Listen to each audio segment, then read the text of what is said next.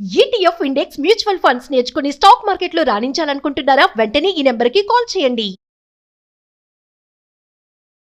నమస్తే, welcome back to Suman TV. ప్రస్తుతం మనతో పాటు ఉన్నారు ఫ్యామిలీ కౌన్సిలర్ రజనీరామ గారు. నమస్తే మ్యామ్. నమస్తే నవీన్. మ్యామ్, బయట చూసుకుంటే అమ్మాయిలు అబ్బాయిలు కలిసి తిరుగుతున్నారు, కలిసి మాట్లాడుతున్నారు, కలిసి నవ్వుకుంటున్నారు, అన్ని కలిసి చేస్తున్నారు. కానీ ప్రమాద బారిన పడేది అమ్మాయిలే, అవును, అబ్బాయిలు కాదు అంటే ఏం చెప్తారు? అమ్మాయిలకే కదండి జరుగుతుంది మరి ప్రమాదము. సృష్టి అది భగవంతుడు అలా సృష్టించాడు. అసలు ఆడమగని ఎందుకు సృష్టించాడు భగవంతుడు? ఇప్పుడు ప్రపంచం ఒక లైఫ్ అనేది ముందుకు నడవాలి అంటే రెండు జాతులు ఉండాలి కదా. కాబట్టి అమ్మాయి అబ్బాయి ఆడ మగ అనేది ఉండాలి. మరి అలా ఉండాలి అని అన్నప్పుడు ఆడ ఎంత జాగ్రత్తగా ఉండాలి, తనను తను జాగ్రత్త పెట్టుకోవాలి. ఇప్పుడు ఒక పవిత్ర కార్యం కోసం భగవంతుడు పుట్టిస్తాడు. నువ్వు నీకు నువ్వు పాడైపోతే పరిస్థితి ఏంటి? నీ జీవితానికి నువ్వు ఉపయోగపడకపోతే పరిస్థితి ఏంటి? కాబట్టి సృష్టి, నేను చాలాసార్లు చెప్పాను, సృష్టి రీత్యా ఆడవాళ్ళు ఆడవాళ్లే, మగవాళ్ళు మగవాళ్లే. వాళ్ళకి భౌతికంగా అంటే ఫిజికల్ పొటెన్షియల్ చాలా ఎక్కువగా ఉంటుంది వాళ్ళకి. ఆడవాళ్ళు ఏంటి, ఇట్లాంటి కింద పడిపోతారు. అంటే అందరూ పడకపోవచ్చు, సాధారణంగా చెప్పుకున్నాము. అలా అంటే మేము స్ట్రాంగ్ గా లేమంటున్నారా అని కామెంట్ వస్తుంది మేడం. అయితే ఒకటి చెప్పుకోవాలి, మెంటల్ గా ఆడవాళ్లే స్ట్రాంగ్. ఇది ఓకే, దేవుడు ఇలా పెట్టాడు. నువ్వు ఫిజికల్ గా నీకు శక్తిని బలాన్ని నేను నీకు ఇస్తే మరి ఆడవాళ్ళు ఎలా బతకాలి? కానీ మెంటల్ గా వాళ్ళకి స్ట్రాంగ్నెస్ ఇచ్చాం. ఎందుకంటే స్త్రీని ప్రకృతితో పోల్చారు, అందాన్ని స్త్రీని ప్రకృతితో పోల్చారు. కాబట్టి స్త్రీ అందంగా ఉండాలంటే నాజుగ్గా ఉండాలి. మరి మగవాళ్ళలాగా ఉంటే బాగుండదు కదా, ఆయన అనుకున్నాడేమో భగవంతుడు. అందుకని స్త్రీని అందంగా నాజుగ్గా పుట్టించాడు. కానీ మరి ఈవిడ ఎలా బ్రతకాలి? కానీ మైండ్ స్ట్రాంగ్గా ఇచ్చాడు. నీకు అది ఇస్తే వీళ్ళకి ఇది ఇచ్చాడు. దాన్ని ఆ రకంగా ఉపయోగించుకుంటూ ముందుకు వెళ్ళలేకపోతున్నారు ఇప్పుడున్న యువత.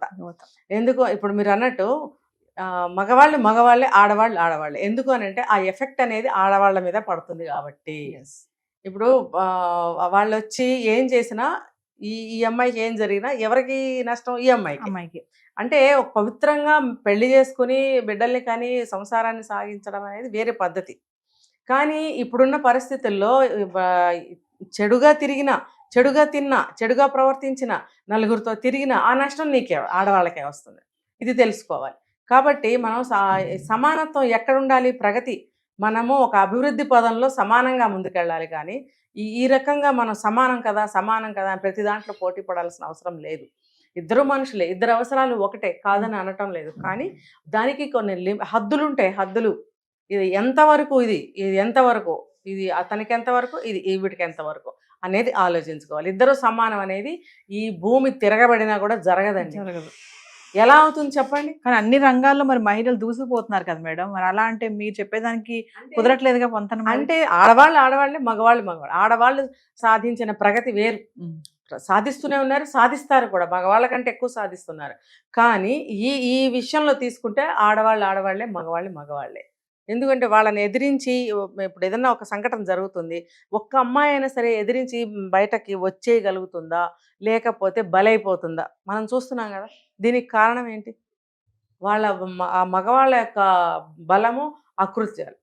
కాబట్టి ఆడది దేవుడు బుర్ర ఇచ్చాడు. ఆ బుర్రతోటి తెలివిగా నువ్వు కష్టాన్ని కానీ నష్టాన్ని కానీ నువ్వు అధిగమించగలగాలి, అది క్రాస్ చేయగలగాలి. అంతేగాని నీ తెలివితేటలు పక్కన పెట్టి నువ్వు ఒక మానసికమైనటువంటి ఒక విషయాలకి లొంగిపోతే, మానసికంగా లొంగిపోతే నువ్వు నీకున్న తెలివితేటలు ఏమైనట్టు? ఒక స్త్రీకి ఉన్న విలువ, గుర్తింపు ఏమైనట్టు? మన పురాణాలు తీసుకోండి, చరిత్రలు తీసుకోండి, ఏది తీసుకున్న ఆడవాళ్ళు సాధించినవి ఎన్నో ఉన్నాయి. చెప్పుకుంటూ పోతే కొన్ని వందల వేలు ఉంటాయి. మరి ఇవన్నీ తెలుసుకోవాలి కదా. దీనికి ఇంకొక వీళ్ళకి తెలియకపోవడానికి కారణం ఏంటంటే పాఠాలు స్కూళ్ళల్లో కానీ కాలేజెస్లో కానీ ఒక లాంగ్వేజెస్ ఉంటాయి, హిందీ, ఇంగ్లీష్, తెలుగు. ఇంకా తీసుకుంటే మనకి హిస్టరీ అనే సబ్జెక్ట్ ఉంటుంది. వాటిల్లో తీసుకుంటే ఖచ్చితంగా ఇలాంటివన్నీ వస్తాయి. వీటిల్లో పర్టికులర్గా ఫర్ ఎగ్జాంపుల్ సరోజినీ నాయుడు, లేకపోతే రాణి రుద్రమదేవి, ఇలా లేడీస్ని తీసుకుంటే ఉన్నారు కదా, వాళ్ళ పేరుతోనే లెసన్స్ వచ్చేవి. అప్పుడు ఆడపిల్లలకి ఒక ఇన్స్పిరేషన్గా ఉండేది, నేను పెద్ద అయిన తర్వాత అలా అవ్వాలి, ఇలా అవ్వాలి అనేది ఉండేది. ఇప్పుడు అలాంటి లెసన్స్ రావట్లేదు కాబట్టి మన చరిత్రలో ఎవరెవరు స్త్రీలు ఉన్నారు, గొప్ప స్త్రీలు ఎవరున్నారు అనేది తెలియటం లేదు. తెలుసుకుంటే వీళ్ళకి కొంతవరకు తగ్గుతాయి ఇలాంటివి. అరే మేము కూడా ఆ జాతికి చెందిన వాళ్ళమే కదా, మా స్త్రీ జాతి అంత ముందుకు వెళ్ళింది గతంలో, ఇప్పుడు కూడా వెళ్తుంది, మేము ఏ స్థితిలో ఉన్నాము, మేము ఎంత వెనకబడి ఉన్నాము అనేది తెలుసుకునే అవకాశాలు ఇప్పుడు ఆడపిల్లలకి ఉండటం లేదు. అంటే ఏది ఏమైనా మేడం మగాడే కాబట్టి ఒక హద్దుల వరకు మనం మెయింటైన్ అంతే. చేస్తే మన వరకు ప్రమాదం రాదని అంటారా? అది మెయింటైన్ చేయట్లేదు ఇప్పటికాల ఆడపిల్లలు అంటారా? అంతే. ఇప్పుడు నీకున్న శక్తి, నీకున్న సోర్సెస్, నీకున్న తెలివితేటలతోటి ఇంకొకళ్ళ అవసరం నీకేంటి అసలు? ఇంకొకళ్ళ సహాయం నీకు అవసరమా? అదే చదువు చదువుతున్నావు నువ్వు కూడా. ఆ అబ్బాయి చదివే చదివే నువ్వు చదువుతున్నావు. ఆ అబ్బాయి చేసే ఉద్యోగం నువ్వు చేస్తున్నావు. ఆ అబ్బాయిలే వెళ్తున్న లాంటి బండి మీదే నువ్వు వెళ్తున్నావు, కారు మీద వెళ్తున్నావు. పైలట్లు అవుతున్నారు, స్పేస్లోకి వెళ్తున్నారు ఆడవాళ్ళు. అది నీ తెలివితేటలు ఉన్న వాళ్ళందరూ అలా వెళ్ళారు. మన ప్రతి స్త్రీకి ఉంటాయి తెలివితేటలు. మనకున్న తెలివితేటల్లోనే మనం ఎందుకు మన కాళ్ళ మీద మనం నిలబడి మన తెలివితేటలతో మనం ఎందుకు ముందుకు వెళ్ళలేకపోతున్నాము? ప్రతి దానికి కూడా అంటే ఫిజికల్గా కానీ, లేకపోతే ఏదన్నా ఒక అవసరానికి కానీ, ఒక సహాయానికి కానీ, ప్రతిదానికి కూడా మనం వాళ్ళని డిపెండ్ అవ్వటము, వాళ్ళు చెప్పే మాటలకి లొంగటము.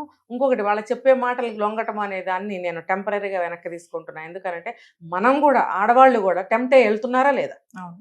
అప్పుడు కంప్లీట్గా అబ్బాయిలను కావాల్సిన లేదు. మీరు అడిగారు అరిటాకైనా, ముళ్ళైనా, ఏదైనా Yes. ఆకుకే నష్టం అని. నష్టం. ఇక్కడ ఇది వర్తిస్తుందా లేదా? అవును. అలాంటప్పుడు ఆడపిల్లలు ఏం చేయాలి? ఈ విషయాలు చెప్పేవాళ్ళు ఉన్నారా ఇళ్లలో? ఇవి పాఠాలు వచ్చేవి గతంలో. ఎస్. ఆడపిల్ల అరిటాకు లాంటి సంబంధించిన కథలు వచ్చేవి. వచ్చినాయి కాబట్టి మా హీరోస్ దాకా అవన్నీ గుర్తున్నాయి కదా. దానికి తోడు ఇళ్లలో ఆడవాళ్ళు చెప్తుంటారు, జాగ్రత్తమ్మ జాగ్రత్తమ్మ జాగ్రత్తమ్మ అని చెప్తూ ఉండేవారు. ఇవి ఇవి అలాంటి పాఠాలు లేవు, అలా చెప్పేవాళ్ళు ఇళ్లలో లేరు. ఒకవేళ ఉన్న ట్రాష్ పో, నీ దారిని నువ్వు వాళ్ళ నోరు మూపించే, అంతే జరుగుతుంది.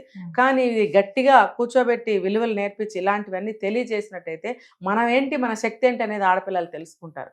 తెలుసుకోకపోతే నాశనం అవుతున్నారు కదా. అది వాళ్ళ జీవితాలకి వాళ్ళు పెట్టుకున్న శాపమే కదా అది. ఎన్నో చూస్తున్నాం కదా మేడం. చివరికి బలయ్యేది ఆడవాళ్ళే. అక్కడ ఆడవాళ్ళకి సమస్యలు వస్తున్నాయి, ఆడవాళ్ళే చచ్చిపోతున్నారు. ఇప్పుడు పక్క అమ్మాయి చచ్చిపోయిందండి. ఇప్పుడు నిన్న ఆ అమ్మాయి చచ్చిపోయింది, మొన్న ఆ అమ్మాయి చచ్చిపోయింది, అటంతా అలా ఎన్నో చూశారు. నువ్వెందుకు జాగ్రత్త పడ? సరే, నీకు ఇప్పుడు వరకు తెలివితేటలు లేవు, నీకు ఆ లోకజ్ఞానం లేదు, ఇప్పుడు వచ్చిందిగా, ఇప్పుడు నీకు తెలిసింది కదా, నువ్వెందుకు జాగ్రత్తగా ఉండవు? నువ్వు కూడా అదే దారిలో బలహీనంగా వెళ్తావా? బలహీనమైనటువంటి మైండ్ తోటి అలా ఉండకూడదు. మైండ్ ఎప్పుడు స్ట్రాంగ్, పుల్లలాగా ఉన్న మనిషి మైండ్ చాలా స్ట్రాంగ్, ఆలోచింప చేయాలి మైండ్ని. భగవంతుడు ప్రతి మనిషికి బ్రెయిన్ ఇస్తాడు, ఆలోచించమని ఇస్తాడు.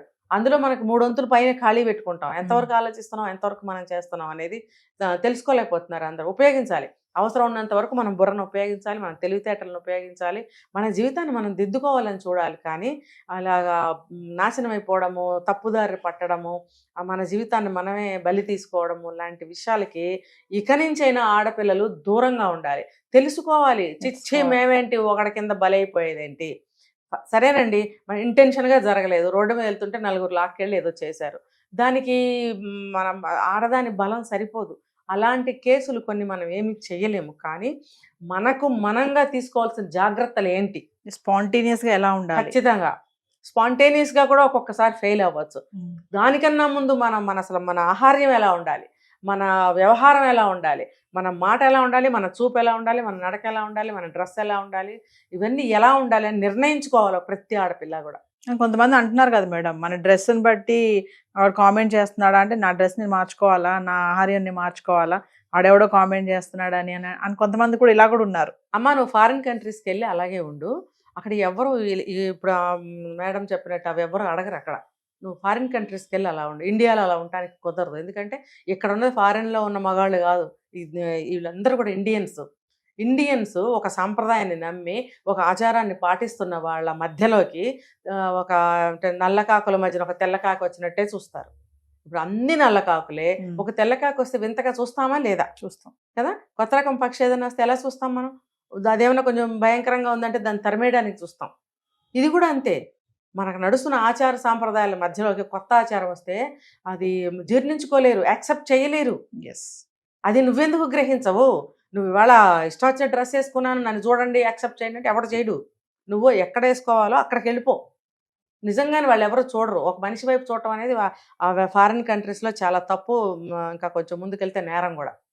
ఇక్కడ అలా కాదు, చూడకపోతే తప్పు. ఏంటి ఆ పిల్ల అలా వెళ్తుంది, ఎవరి పిల్ల అని వాకప్ తీస్తారు. పాత రోజుల్లో బాగా ఎక్కువగా ఉండేది, ఇప్పుడు కూడా ఉన్నారు, మరి భయపడి చాలామంది చర్యలు తీసుకోలేకపోతున్నారు. ఇలా విచ్చలవిడిగా సమాధానాలు చెప్తే పాడైపోయేది ఎవరండి? జీవితాలు పడేది ఎవరికి? Yes. ఇంకా వాళ్ళకి వాళ్ళు నాశనం అయిపోయేది ఎవరికి జరుగుతుంది ఈ నష్టం అంతా చెప్పండి? వాళ్ళకనేది బుద్ధి తెలుసుకోవాలి. నేను ఇలాగే ఉంటానంటే నువ్వు ఇలా ఉంటే మరి అలాగే చూస్తారు. ఎవరిని చూడొద్దని మాత్రం అనొద్దు, చూస్తారు. నా నేచర్ ఇంతే, నేను సరిగ్గా డ్రెస్ వేసుకోకపోతే నన్ను కామెంట్ చేస్తాడా, ఖచ్చితంగా చేస్తారు. నాకు సమస్య అవుతాడా అంటే అని అంటున్నారు కొంతమంది. ఖచ్చితంగా చూస్తారు, ఖచ్చితంగా అంటారు. ఎందుకంటే నువ్వు ఆడపిల్లవి. నువ్వు మగవాడు అనుకో, గోచి పెట్టుకుంది నీ వైపు ఎవరో చూడరు. Yes. నువ్వు ఆడపిల్లవి, నీ బాడీ డిఫరెంట్గా ఉంటుంది అబ్బాయి కన్నా. ఖచ్చితంగా తన బాడీ లాగా లేదు కాబట్టి ఖచ్చితంగా నీ వైపు చూసే తీరుతాడు. ఆడవాళ్ళు కూడా చూస్తారు, ఇదేంటి వింతగా ఉంది అమ్మాయి ఎలా వచ్చిందని. మరి సిగ్గు తెచ్చుకోవాలి కదా, సిగ్గు పడాలి కదా. నా వైపు అందరూ చూస్తున్నారంటే నువ్వు గ్రేట్ ఫీల్ అవుతున్నావా, సిగ్గు ఫీల్ అవుతున్నావా, అవమానం ఫీల్ అవుతున్నావా, తప్పుగా ఫీల్ అవుతున్నావా? ఏం ఫీల్ అవుతున్నావు నువ్వు? ఏది ఫీల్ అయినా సరే మానేసేయి వేసుకోవడం. నువ్వు ఎలా వేసుకోవాలో అలా వేసుకో.